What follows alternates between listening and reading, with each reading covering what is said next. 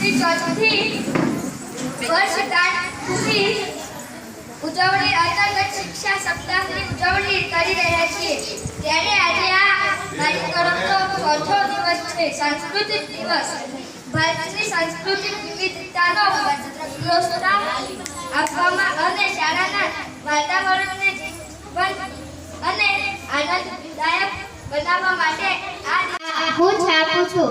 હું તમને દેશ વિદેશના સમાચારો પહોંચાડું છું. સવારે મને બધા શોધે છે ને સાંજે હું પસ્તી બની જાઉં છું. અસ્તુ.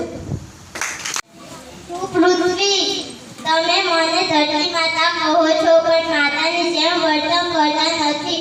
મારા કામ પ્રદૂષણનો મારો કરી રહ્યા છો. હું તમારું મને ઓળખો છો કે હા, હું પોપાઈ. હું આટલું સોશિયલ મીડિયાને હું માધ્યમ છું તો બાળકો મારો ઉપયોગ વધારે કરશો નહીં ને ભણવા માટે કરજો. તો મારો ઉપયોગ વધારે કરશો તો ભણવામાં મન લાગશે નહીં અને મારા રવાડે ચડીને તમારી જિંદગી બગડી જશે. હું પડી છું તમે બધા પૈસા વાપરીને મને કરી દો છો પણ હું તમારી બાળકો મને ઓળખો છો ને? મારું નામ ગાંધી બાપુ છે.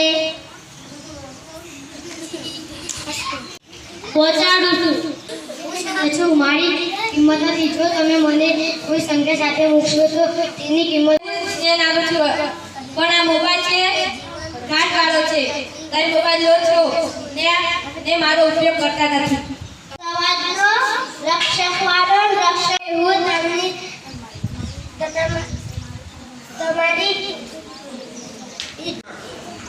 હું છું વિટામિન એ. મારી સામે નાની જે દડા પર ઉછાળ છે.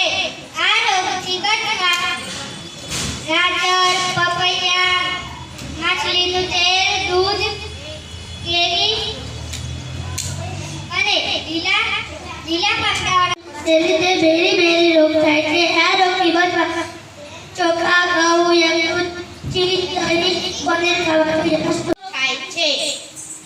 રોગથી બચવા જામફળ, ટામેટા, નારંગી, આમળા જેવા ખાટા ફળો ખાવા જોઈએ. મારું નામ વિટામિન ડી છે. મારી ખામીના લીધે સુકાન થાય છે.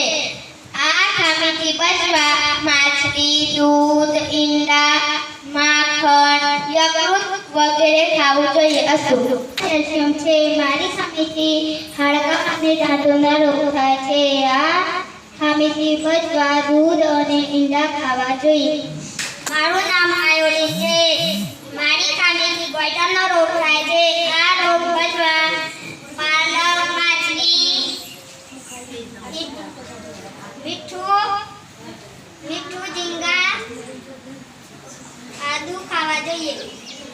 નામ આયન છે. મારી ખામીના લીધે આયોડિન નામનો રોગ થાય છે. આ રોગોથી બચાવવા પાલક, સફરજન, જામફળ ખાવા જોઈએ.